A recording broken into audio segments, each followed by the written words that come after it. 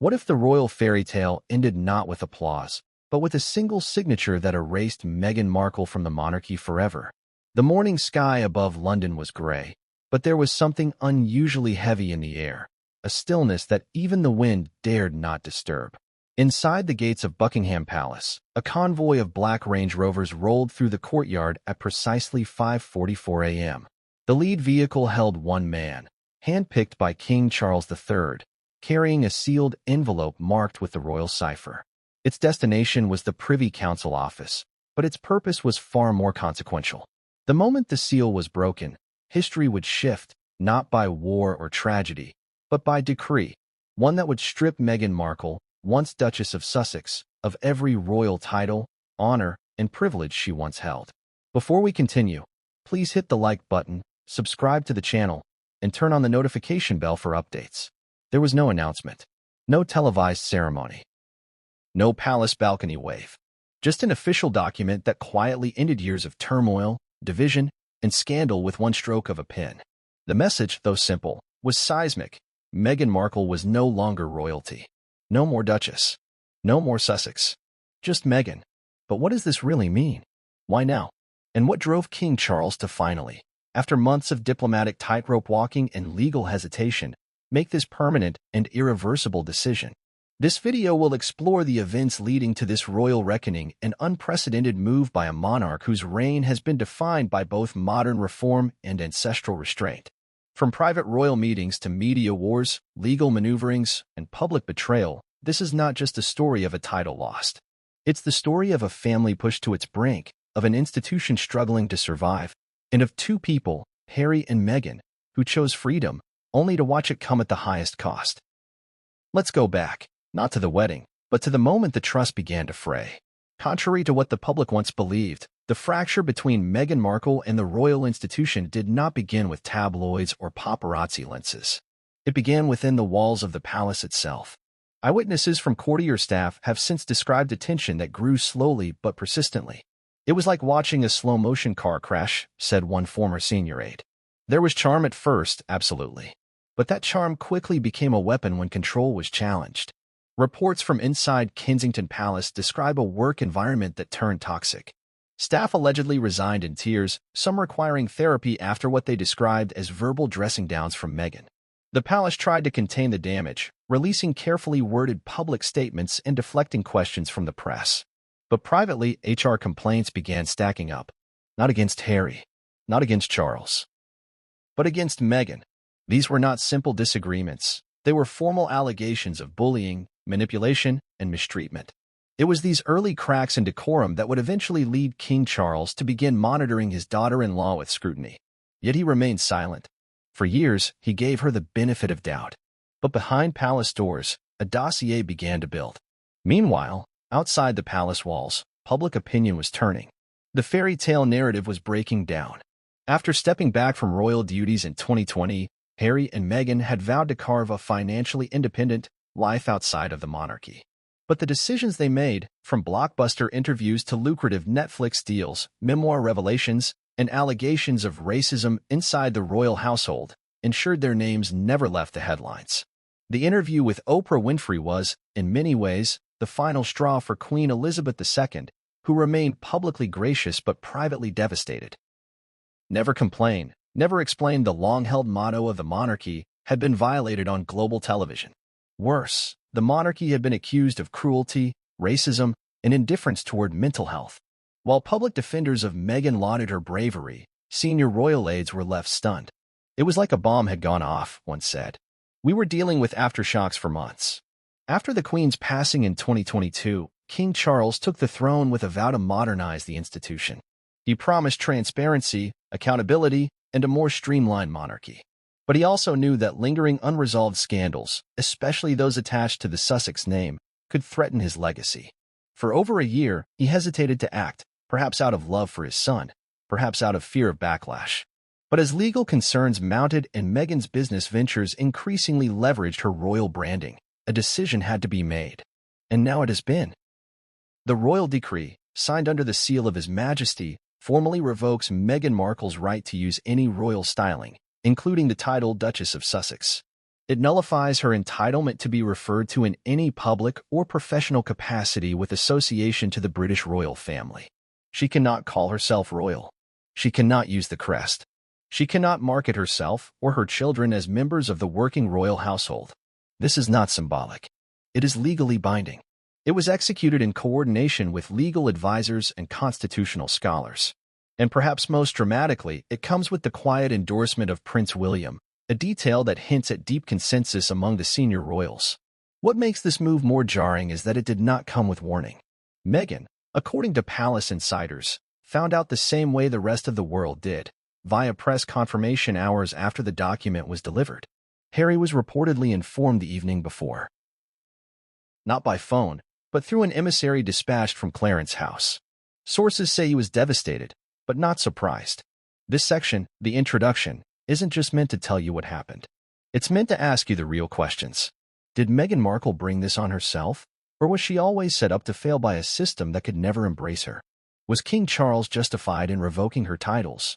Or did he just ignite a war that will split his family forever? And most importantly, what happens next? Will this set a precedent for other ex-royals? Will Harry's title be next? What of the children, Archie and Lilibet, born of royal blood but raised in California soil?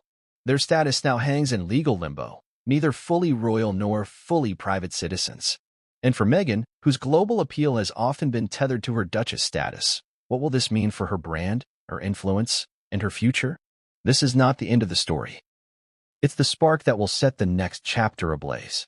In the coming scenes, we will unfold each layer. The royal tensions that festered beneath the smiles, the financial entanglements that accelerated this fallout, and the one mysterious figure inside the palace who reportedly pushed King Charles to act now, not later.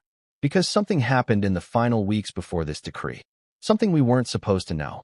Something that changed everything. You'll want to stay with us until the very end. Because by the time we reach that final revelation, the question won't be, why did this happen to Meghan Markle? The real question will be, why didn't it happen sooner? The story of Meghan Markle's descent from royal splendor to royal removal did not begin with scandal. It began with a love story that captivated millions around the world. A biracial American actress with a humanitarian spirit and a self-made career, falling in love with the younger son of Princess Diana. It felt like something the world desperately wanted to believe in. For a fleeting moment in time, Meghan Markle symbolized hope. She stood as the embodiment of progress, a new kind of royalty that could break centuries of precedent. But what began as a global celebration would soon unravel into something far darker. And the signs of that unraveling were already there, long before most people realized it. It was the autumn of 2016 when rumors of a secret relationship between Prince Harry and Meghan Markle first began to circulate in London's gossip columns. Meghan, then best known for her role on the television series Suits, was photographed leaving Soho House and seen in the company of friends linked to the royal inner circle. At the time, few took the rumors seriously. The British tabloid press, famously relentless, had connected Harry to countless women before. But this one was different. The chemistry between them was unmistakable, and within weeks, palace insiders confirmed it. Prince Harry was officially off the market. When Kensington Palace issued a rare public statement condemning media harassment of Meghan and confirming their relationship, the message was clear. This wasn't a fling. Harry was serious, and the world paid attention. Meghan's name shot to the top of Google searches. Her Instagram following skyrocketed. Media outlets scrambled to learn everything they could about her career, her childhood, her previous marriage, her blog, her politics. The public fascination was immense, but so was the scrutiny. The early headlines were brutal. One tabloid described her as straight outta Compton, a crude racial reference to her black heritage and upbringing in Los Angeles. Other papers questioned whether she was royal material. Royal correspondents whispered about her divorce, her ambitious nature, her unfamiliarity with protocol.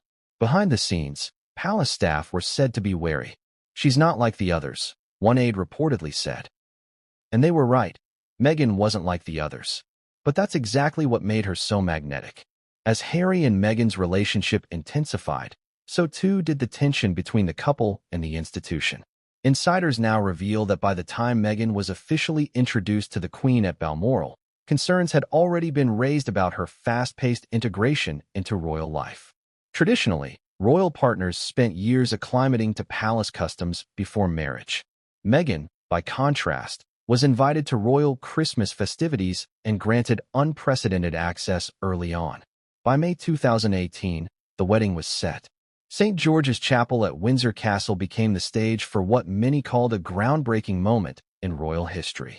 Meghan walked partway down the aisle alone. A gospel choir filled the air with soul-stirring music.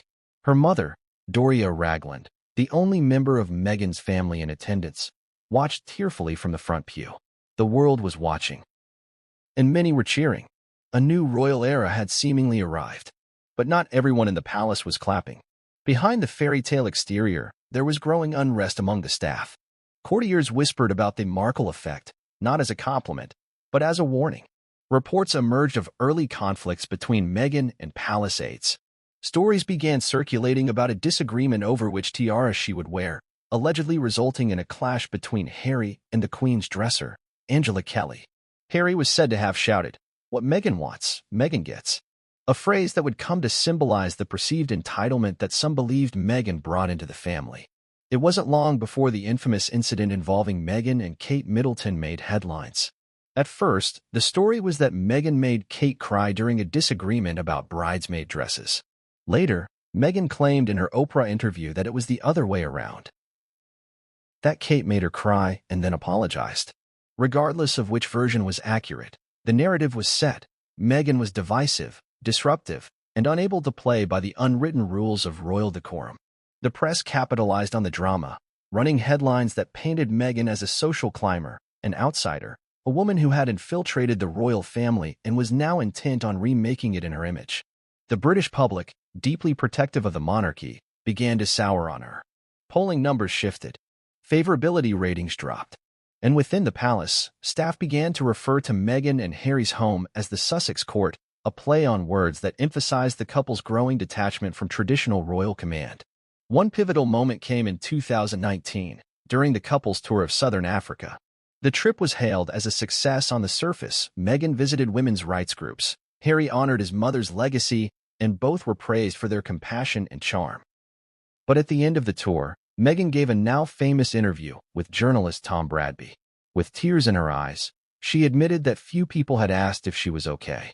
It was a crack in the royal armor. For the first time, a senior royal had publicly acknowledged emotional distress, and worse, seemed to suggest that the institution around her had failed to provide support. That moment drew both empathy and ire. Some viewed it as brave. Others saw it as ungrateful. But inside the palace, it was seen as a breach, a signal that the Sussexes were no longer willing to uphold the silent stoicism expected of royal figures. Tensions reached new heights when Meghan and Harry filed lawsuits against the British tabloid press, citing violations of privacy and character defamation. Though the couple had legitimate legal grounds, the move further isolated them from the broader royal communication strategy, which traditionally discouraged litigation. By January 2020, the rift was beyond repair. In a stunning Instagram post, Meghan and Harry announced they would be stepping back as senior royals and dividing their time between the United Kingdom and North America. The palace was blindsided. According to insiders, not even the Queen was informed before the post went live. Crisis meetings were immediately convened, leading to what is now known as the Sandringham Summit, a tense gathering between the Queen, Prince Charles, Prince William, and Harry to decide the couple's future. The result was what some called Megxit. The couple would no longer use their HRH titles, would cease representing the Queen in any official capacity, and would be financially independent. It was a compromise, but one that left scars. Harry appeared emotional in subsequent public speeches. Meghan, meanwhile, retreated to Canada and then California. But the story was far from over. In the months that followed, Meghan and Harry pursued commercial opportunities, often trading on their royal past. They signed deals with Spotify and Netflix, launched their Archwell Foundation, and spoke at high-profile events. Critics accused them of exploiting their royal ties for personal gain. Supporters countered that they were finally free to speak their truth. The truth, however, was elusive. Public perception was no longer a monolith. To some, Meghan was a feminist icon, silenced by a racist institution. To others, she was a manipulative opportunist who had used the royal family as a stepping stone. But amid the noise, one thing became clear: the fairy tale was dead. And what remained was a bitter saga that would eventually force the monarchy to choose between reconciliation and severance.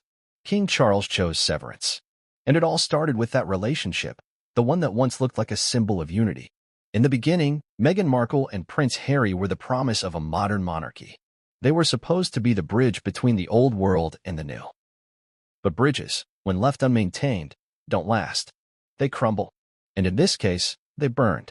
Behind the gilded gates of Britain's most guarded palaces, far from the public's prying eyes and the flashing lights of paparazzi, a storm was brewing. The tension that had begun as whispers in the corridors was quickly transforming into cold silence at family dinners and subtle yet unmistakable power shifts in private meetings. While the world still saw hand-holding royals smiling on public stages and exchanging niceties at Trooping the Color, those within the House of Windsor knew better. The royal family was splintering, and it was happening fast. It's often said that the British monarchy is more like a corporation than a family. Decisions aren't based solely on emotion or affection. They're made with strategy, survival, and optics in mind. So when Meghan Markle began making waves within the institution, the responses weren't openly confrontational. They were quiet, procedural, and deeply entrenched in the logic of preservation. But as tensions mounted, those carefully measured steps could no longer contain the growing resentment and emotional wear of a family trying desperately to stay united while slowly falling apart. The first warning signs emerged just weeks after the royal wedding. According to multiple palace aides, Meghan came into the household with a different energy, ambitious, assertive, and demanding by royal standards. She asked too many questions, pushed back on customs, and brought in American PR experts unfamiliar with royal protocol. While Harry saw this as bold and modern, others inside the palace saw it as disruptive. There was a notable shift in how internal communications functioned. Meghan insisted on briefing notes being rewritten, reportedly clashing with senior staff over word choices and how she should be introduced. One aide said she received 5 emails in a single hour from Meghan regarding speech edits. Another described her as a hurricane of efficiency, the kind of force the royal family wasn't equipped to manage, or more accurately, wasn't willing to accommodate. The first major rupture happened when Meghan began assembling what she described as her dream team inside the palace. She began replacing traditional palace staff with her own hand-picked team of professionals, including an American press secretary and a Hollywood stylist. While these weren't direct violations of any rule, they disrupted the established chain of command. One senior aide confided, it was as though the royal household had suddenly been relocated to Los Angeles. Everything became about image. Simultaneously, tensions between Meghan and other senior royals became difficult to ignore. Her relationship with Kate Middleton, once billed as a fairy tale sisterhood, grew strained. Staff often reported frosty exchanges, miscommunications, and competition for influence. One leaked incident involved a disagreement over seating arrangements at a royal engagement. According to sources, Meghan felt she was being treated as secondary to Kate despite both being duchesses. Kate, by contrast, reportedly found Meghan's disregard for hierarchy insulting. These small disputes built into a culture of discomfort that affected everyone around them. The strain wasn't just between the women. Prince William, once Harry's closest confidant, began distancing himself as Harry dug deeper into defending Meghan against both media attacks and internal resistance. William reportedly urged Harry to take things slowly with Meghan before the wedding, a warning that Harry took as a personal insult. What was once a bond forged through grief over their mother, Diana, began to disintegrate. Harry, according to insiders, told friends that William just didn't get it. William, for his part, felt Harry was abandoning the family. Private conversations between the brothers became rare, then awkward, and eventually ceased entirely. At one point in 2019, aides were instructed to coordinate schedules to avoid overlap between the Cambridges and the Sussexes. During Commonwealth Day that year, an important event in the royal calendar, cameras captured the now infamous footage of William and Kate barely acknowledging Meghan and Harry. It was subtle, cold, and absolutely intentional. Meanwhile, Queen Elizabeth II, known for her ability to maintain unity across generations, found herself in an impossible position. According to court documents and testimony from those close to the monarch, the Queen made multiple attempts to reconcile the family. She invited Meghan to private teas, encouraged joint appearances with Kate, and instructed palace staff to offer every available support.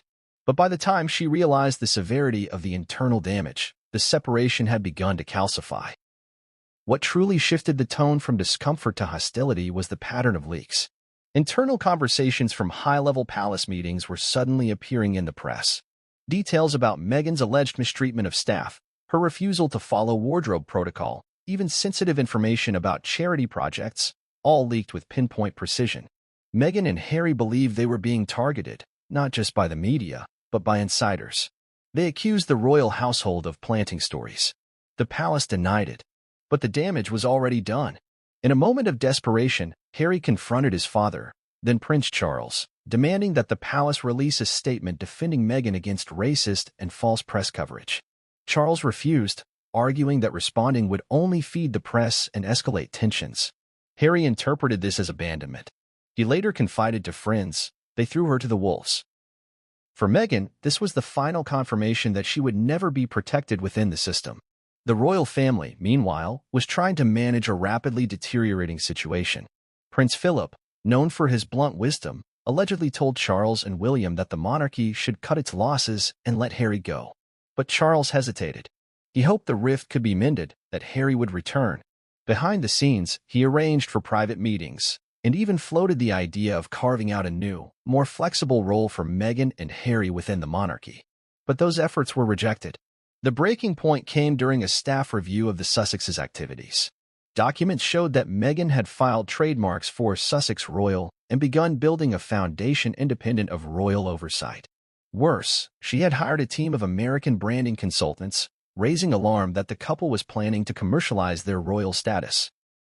It was a direct violation of the agreement they had signed when stepping back. The Queen, upon being briefed, reportedly gave her opinion with clarity. That won't do. The final private family gathering before the full break occurred at Windsor Castle during Christmas 2019. Unlike previous years, the atmosphere was tense. Meghan and Harry were distant. William and Kate remained reserved. Conversations were short, measured, and impersonal. A senior royal advisor described it as the coldest Christmas in Windsor's recent history. Meghan left early, citing the need to return to Archie in Canada. Harry followed shortly thereafter. They would never spend Christmas as royals again. After their official departure in early 2020, the royal family put up a united front. Publicly, they thanked the couple for their service and wished them well. Privately, they were shaken, embarrassed, and infuriated. The idea that a senior royal could walk away and then monetize the institution was viewed as betrayal. Meghan and Harry weren't just leaving. They were taking the crown's reputation with them. As all of this unfolded, aides close to King Charles were building a case. Not against Harry, but against Meghan. Emails were compiled. Internal complaints from staff were categorized. Communications with attorneys were initiated. The monarchy, always playing the long game, was preparing for a reckoning. And it was clear to everyone inside those palace walls, the breaking point had been reached. But this wasn't a loud, explosive ending. This was the kind of ending the royal family specializes in: quiet, dignified, irreversible. One built behind doors that the world never sees. Where decisions aren't shouted, but signed. Where vengeance wears a velvet glove. And where power, once exercised, does not beg for understanding. This was not just a personal fallout. It was the disintegration of trust, the collapse of an alliance, and the final moment when King Charles understood that reconciliation was no longer possible. His son was gone. His daughter-in-law was untethered. And the family he had spent decades trying to hold together had fractured in ways he could no longer ignore. So he chose to protect what remained. When history looks back on the monarchy of the early 21st century, one date will stand above all others as a defining rupture in the royal timeline: January 8, 2020. That was the day Prince Harry and Meghan Markle released a statement that reverberated through palaces, newsrooms, and living rooms across the globe. A statement that, in just a few hundred words, signaled the most disruptive royal departure since the abdication of Edward VIII. But this wasn't just a dramatic move. It was the culmination of years of tension, disillusionment, and a slow erosion of trust between two worlds that never fully merged. The announcement came not through a carefully choreographed press release from Buckingham Palace, nor through a joint royal briefing.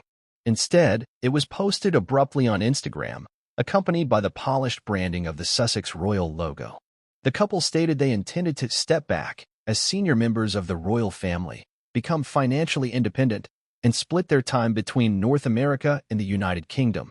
To the public, it was jarring. To the palace, it was betrayal. Multiple sources close to the family confirmed that neither the Queen nor Prince Charles was notified in advance of the post. Even the palace communications team was blindsided, scrambling to respond to a global media storm. That breach of protocol alone was seismic. But the implications of the statement went much deeper. It signaled not just a departure from duties, but a refusal to play by the rules of the monarchy, rules that had governed royal life for generations. What followed was a frantic period of negotiation and confusion, both inside and outside the royal household. The Queen called for an emergency family summit at Sandringham, summoning Charles, William, and Harry for what would become one of the most emotionally charged meetings in modern royal history. Meghan, already in Canada with baby Archie, dialed in remotely.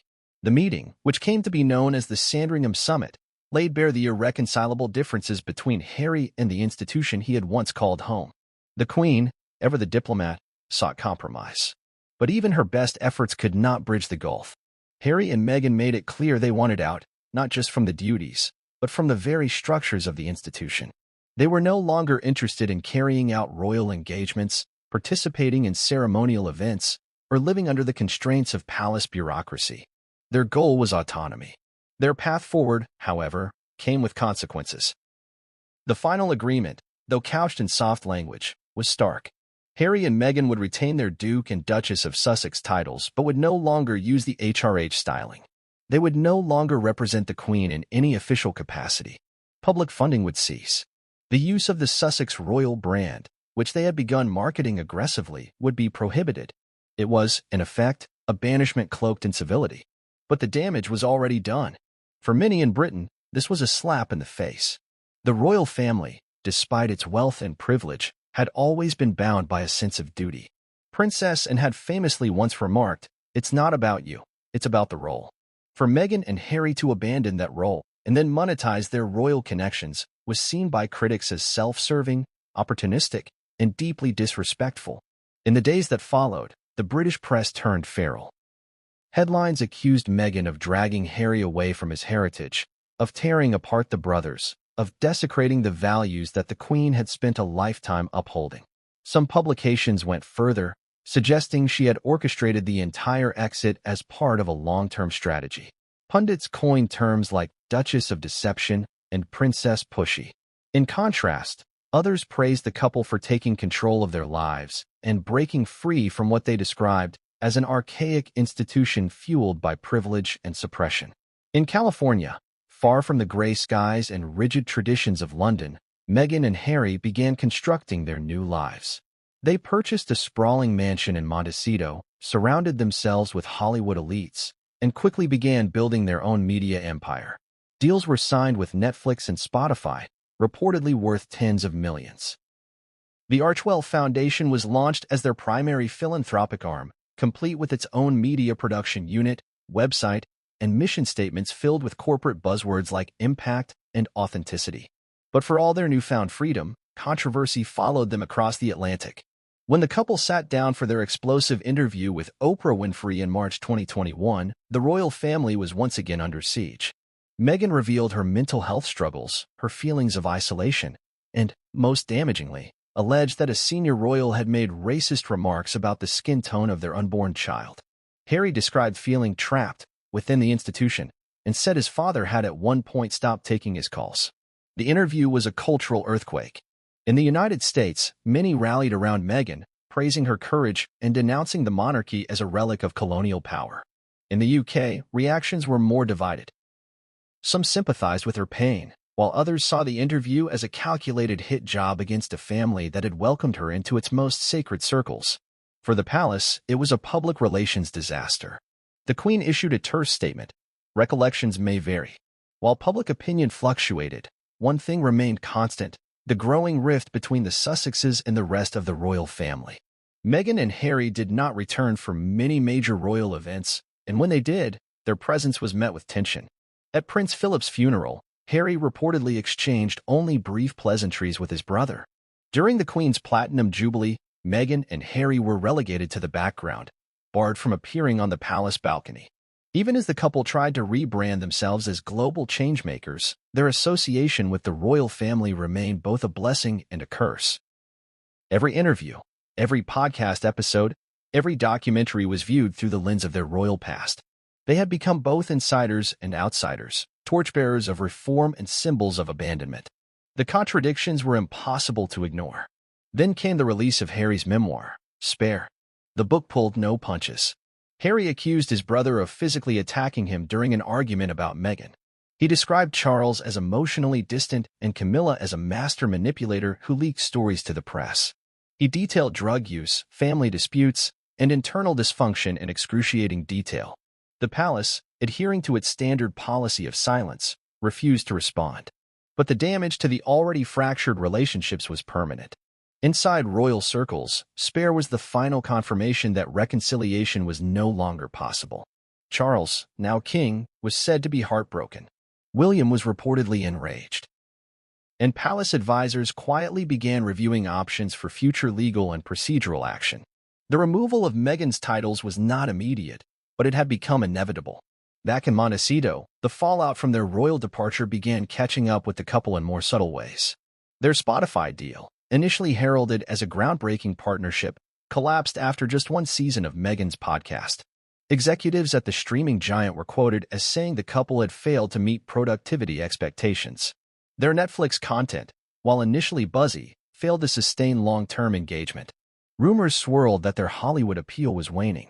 Without the active use of their royal titles, some of their commercial value appeared to diminish. As media interests began to shift elsewhere, Meghan and Harry found themselves in a new kind of limbo. No longer senior royals, not fully accepted in Hollywood, increasingly viewed as controversial rather than inspirational. The financial independence they had sought came with intense public scrutiny, contractual obligations, and pressure to remain constantly relevant. For two people who had once dreamed of a quiet life, it was anything but. Throughout this period, King Charles maintained a posture of restraint. While deeply hurt by his son's public disclosures, he refrained from making any drastic moves until it became clear that Meghan had begun asserting ownership over the Sussex identity for commercial use. Trademark filings, brand pitches, and charity events using the Sussex name reached the palace. That was when the legal review began, and that's when Charles made up his mind. What started as a couple's decision to step back quietly had evolved into a full-blown separation from the monarchy. Megxit was no longer just a tabloid nickname, it was a historical turning point. One that rewrote royal precedent, shattered familial bonds, and set into motion the very decree that would eventually erase Meghan's royal status forever. For Harry and Meghan, the escape was real, but it came at a cost they may not have fully understood until it was too late. They left behind titles, protection, and privilege. But more profoundly, they left behind a connection to history that cannot be reclaimed. And now, with that final decree from King Charles, what little remained of that connection has been officially, legally, and permanently severed. By the time the sun set on March 7, 2021, nothing about the British royal family would ever be the same again. That evening, millions of viewers around the globe tuned into an immaculately staged interview between Oprah Winfrey and the Duke and Duchess of Sussex.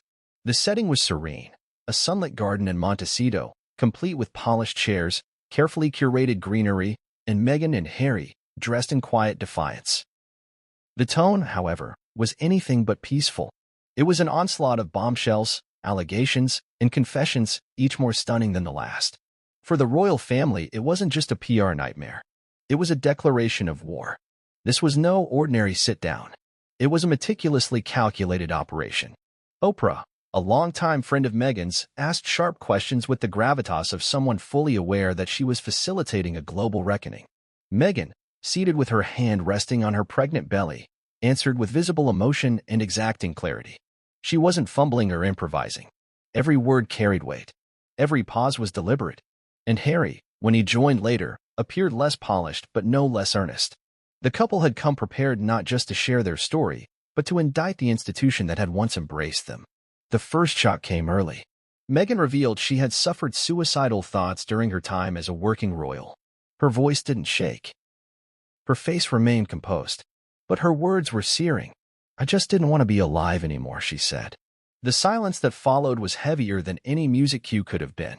For a woman once framed as glamorous and lucky, this was a window into a world of unrelenting pressure, media abuse, and institutional indifference. But the real detonation came when Meghan alleged that, while pregnant with Archie, unnamed members of the royal family expressed concern about how dark his skin might be. Oprah, visibly stunned, asked for clarification. Meghan confirmed the comment was made. When Harry later joined the conversation, he verified the account but refused to name the individual. That decision sparked a global guessing game.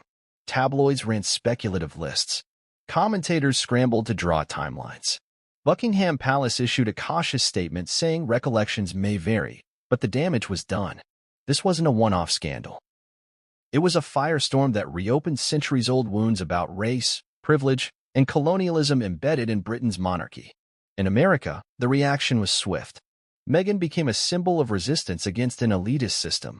Black celebrities, social justice activists, and political figures rallied behind her. In Britain, however, the response was divided. Polls showed that while younger and more diverse populations believed Meghan's account, older generations and conservative outlets expressed skepticism. The cultural divide between the UK and US was on full display. But public favor is fragile, and as the months wore on, the narrative began to change. Supportive voices turned critical. Commentators began to question the contradictions in the couple's accounts. Why had Meghan said she was denied help for mental health issues, yet also admitted to speaking to a senior official? Why did they say Archie was denied a title due to race, when royal protocol traditionally reserved HRH titles for grandchildren of the monarch? Inconsistencies, even if minor, began to erode the impact of their claims. As skepticism grew, so did scrutiny of their business deals. Meghan and Harry had made headlines for signing multi-million-dollar agreements with streaming giants like Netflix and Spotify. The deals were initially framed as revolutionary, proof that the couple could leverage their platform for good. Their production company, Archwell, promised documentaries, children's programming, and inspirational content that would reshape media norms. But reality proved more complicated. Their Spotify partnership produced just one podcast series, Archetypes, hosted by Meghan herself. The show had high-profile guests, Mariah Carey, Serena Williams, Mindy Kaling, and focused on the labels that hold women back. While the concept was promising, the execution drew mixed reviews. Critics noted Meghan's polished but distant tone, the overproduced atmosphere, and the lack of genuine vulnerability. After one season, the project was quietly canceled. Spotify executives would later describe the partnership as a misfire, with one famously saying, "We didn't get what we paid for." Netflix, too, began to raise questions. The much-anticipated Harry and Meghan documentary promised unprecedented access to their lives. The series was well-produced and visually striking, combining private footage, voiceover reflections, and dramatic recreations. But it lacked substance. Critics noted that despite 6 hours of content, viewers were left without a clear sense of purpose beyond grievances. The royal family was not given a chance to respond, and most of the interviewees were known supporters of the couple. In the absence of balance, the project felt less like a documentary and more like a narrative control operation. The couple's brand, once seen as fresh and empowering, began to feel repetitive. The themes of victimization, misunderstanding, and institutional cruelty began to wear thin. There was a sense that Harry and Meghan were stuck in the past, unable or unwilling to move on. Public fatigue set in. Media outlets that once championed their story began questioning their motives. Late-night hosts made jokes. Former allies went silent. What compounded this fall from grace was the emerging contrast between words and actions. Meghan spoke often of feminism and compassion, yet former staff alleged she had mistreated employees during her time at the palace. An internal HR review was conducted but never released to the public, fueling speculation that the findings were too damaging to share. Meanwhile, the couple's focus on privacy appeared contradictory given their willingness to participate in tell-all interviews, release documentaries, and sign book deals. In Harry's memoir, Spare, the contradictions deepened. The book was a raw, often painful account of his life, from the trauma of losing Diana to the tabloid frenzy of adulthood. He shared stories of drug use, physical altercations with William, and deep resentment toward Charles and Camilla. While some praised the honesty, others saw it as unnecessary and vindictive. The royal family remained silent, as expected, But insiders leaked that Charles was devastated and William livid. Readers began to ask whether this was catharsis or cash-in. Perhaps most damaging was the effect these revelations had on their image as philanthropists. While the Archewell Foundation had launched charitable initiatives, they were often overshadowed by media scandals. Public records revealed modest grant distributions compared to the size of their deals. Journalists began asking whether Archewell was more branding tool than philanthropic engine.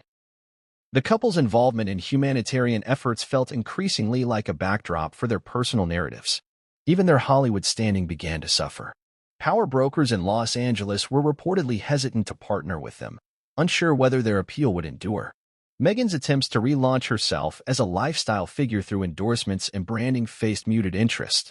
A potential comeback through scripted projects was slow to materialize. The couple, once the darlings of daytime television and magazine covers, found themselves caught between worlds, no longer royals, not quite celebrities. The final indicator of this fall came not from tabloids, but from the public. Polls conducted in both the UK and the US showed a steep decline in their approval ratings. In Britain, Harry had fallen from one of the most beloved royals to one of the most divisive figures in modern memory. In America, Meghan's favorability, once buoyed by Oprah's spotlight, dropped steadily. People still recognized their struggles, but fewer were willing to follow their journey. It was this collapse of public favor that gave King Charles the political space to act. Stripping Meghan's title was once considered too risky, too incendiary. But by 2024, the mood had shifted. Royalists wanted a clean break. Courtiers advised Charles that the Sussex brand was becoming a liability to the crown. And the British public, weary of drama, seemed less interested in reconciliation and more focused on restoration. The monarchy, historically slow to adapt, had made its calculation. Meghan Markle had exhausted her goodwill. Her public standing had eroded. And the final decree, long discussed in whispers, was now a formal reality. The timing was deliberate. The palace waited until the couple had exhausted their media run, until public attention waned and their projects fizzled. Then, without fanfare or ceremony, King Charles signed the decree that would render her title null and void. The fall from grace had not been immediate. It had been slow, incremental, and deeply public. It was not a fall caused by a single misstep, but a pattern of choices that, over time, shifted perception. And in the end, perception is power. Meghan and Harry had once been hailed as modernizers, as reformers, but they became, in the eyes of many, cautionary tales. What remains now is the legacy. For all their ambition, for all their grievances and justified pain, they underestimated one unchangeable truth. The monarchy does not forget. It waits. It watches. And when it acts without apology.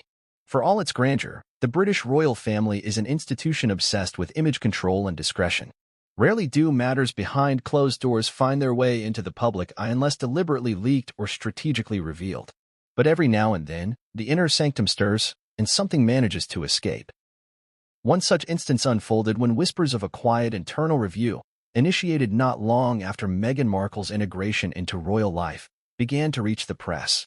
Though initially dismissed as tabloid speculation, the existence of a secret palace investigation into Meghan's treatment of staff would eventually become one of the defining undercurrents in her unraveling relationship with the monarchy.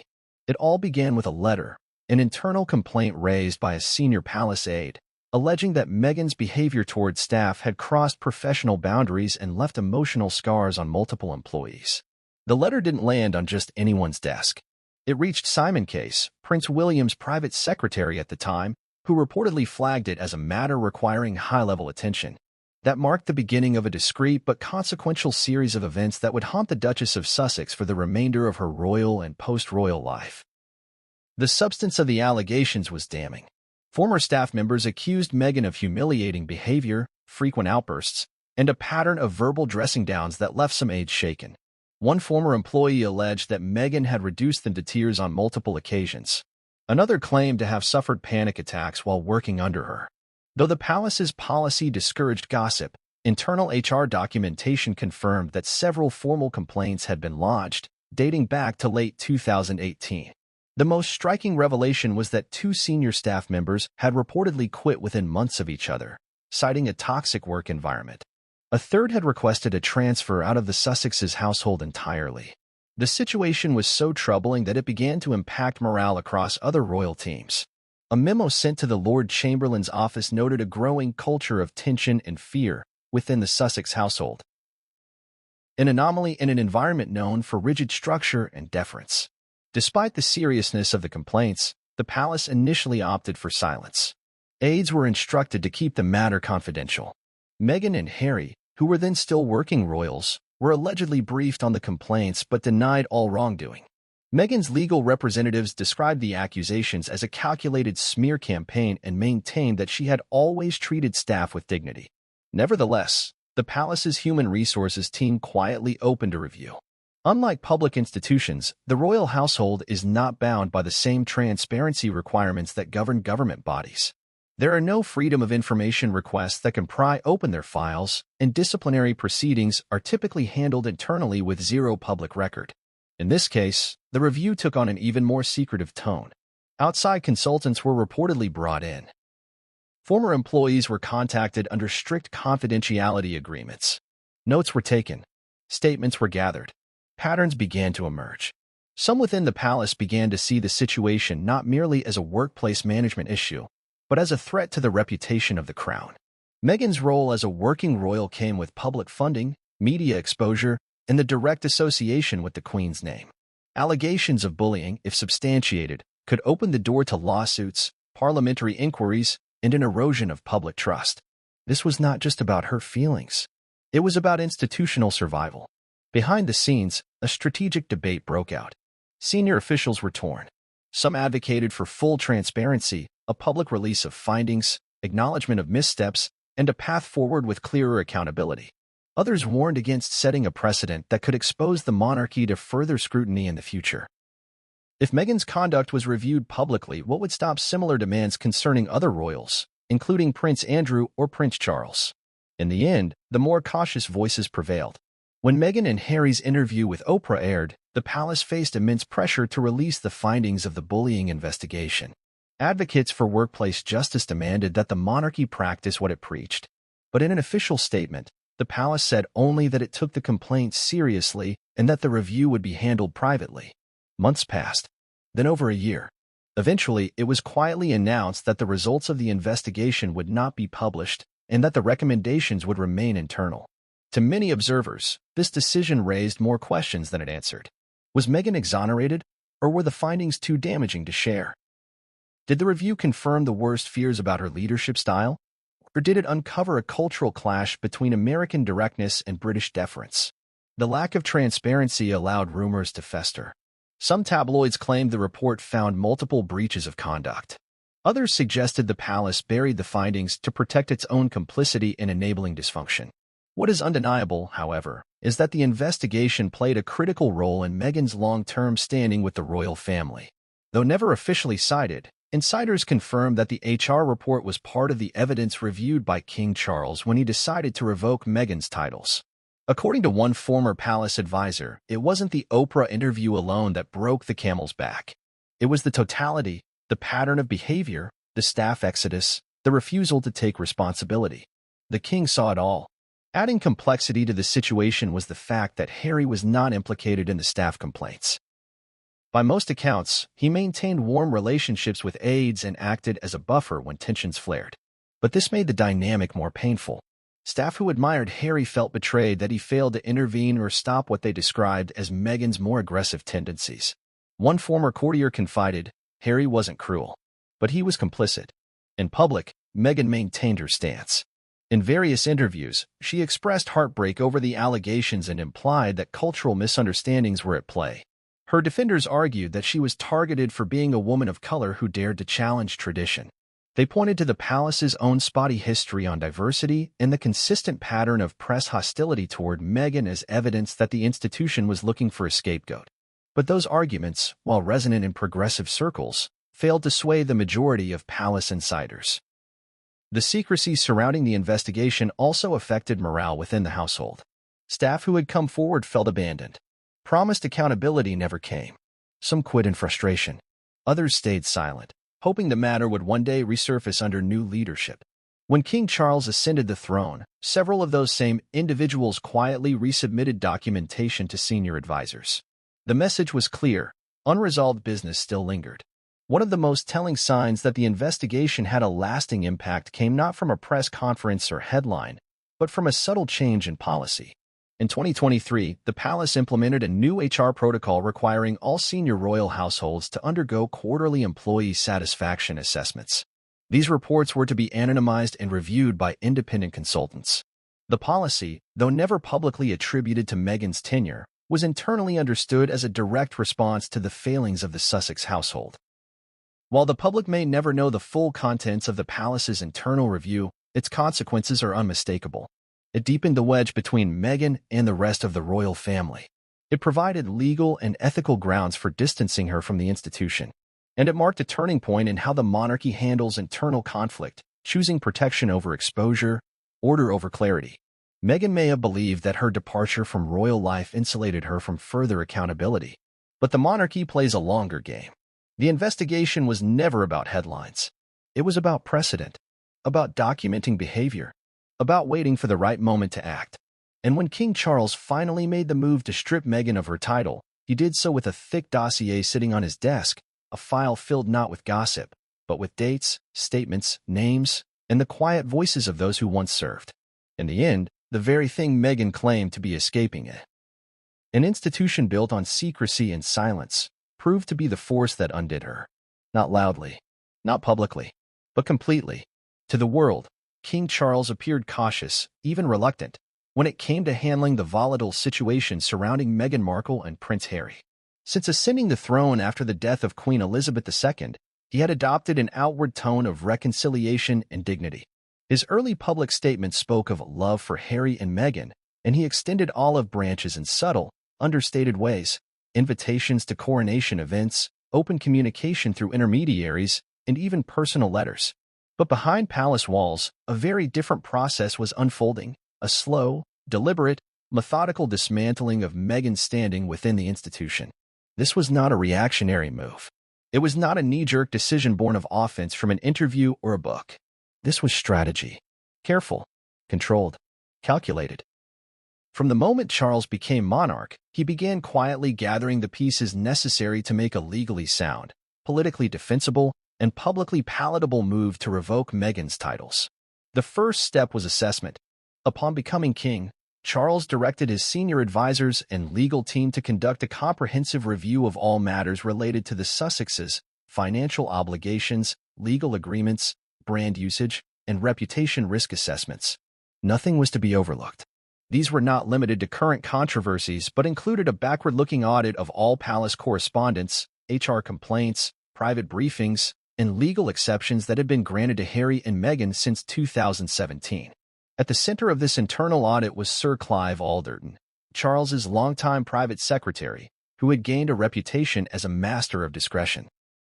Alderton led a special advisory team, comprised of legal experts, senior aides, and 2 constitutional scholars, who met weekly at Clarence House to compile their findings. These meetings, known internally as the continuity sessions, were not listed on any public calendars. Their purpose: to determine how to formally sever Meghan's ties to the crown without inviting backlash or legal vulnerability. Parallel to this effort, Charles restructured elements of the royal household, consolidating communication strategies and elevating key personnel who shared his vision for a leaner, scandal-free monarchy. One such figure was Sarah Healey, formerly of the Cabinet Office, who was brought in to supervise reputation management and risk prevention. Her role was unofficial but decisive. She would be the one to advise on timing, tone, and optics when the time came to make the final cut. But what kept Charles restrained for so long? Why didn't he act in the immediate aftermath of the Oprah interview or the spare memoir? The answer is twofold: personal hesitation and institutional risk. Privately, Charles remained deeply conflicted about his youngest son. Sources close to the king reveal that despite the pain Harry had caused, Charles retained a persistent hope for reconciliation. He reportedly told aides, "Harry will come home. Meghan never will, but Harry might." This personal sentiment stalled several early efforts to enact punitive measures against the Sussexes, including revoking security privileges and severing charitable ties. The second factor was far more calculated. Charles understood that acting too soon, especially in the emotionally charged climate of the post-Oprah fallout, could back. In a stunning move no one saw coming, King Charles has officially stripped Meghan Markle of all her royal titles, marking the end of her status as Duchess of Sussex. Behind the palace gates, this decision was months in the making, driven by secret investigations, legal maneuvering, and mounting pressure from inside the royal circle. Why now? What triggered the final decree? And how did Meghan react when she found out? Stay with us, because what's been revealed could shatter everything you thought you knew about the royal family's most controversial figure.